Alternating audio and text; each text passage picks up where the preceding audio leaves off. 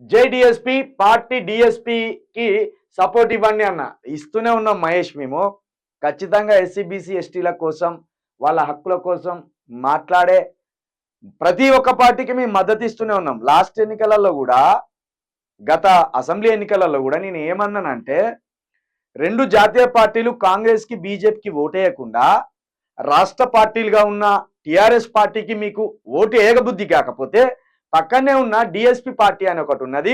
విశారదన్ మహారాజ్ గారు దాన్ని ఏర్పాటు చేసిండ్రు. ఎస్సీ బీసీ ఎస్టీల కోసం గత 12 సంవత్సరాలుగా అలుపెరగని పోరాటం చేస్తున్నారు.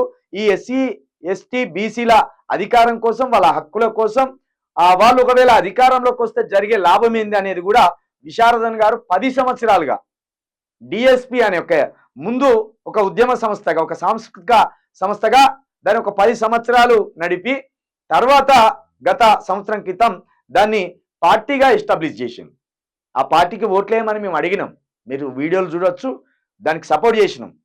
టీఆర్ఎస్కు ఓటు వేయ బుద్ధి కాకపోతే డిఎస్పీకి వేయండి, కానీ కాంగ్రెస్కు బీజేపీకి వేయకండి అని చెప్పినాం. ఇప్పుడు కూడా స్థానిక సంస్థల ఎన్నికలు రాబోతున్నాయి.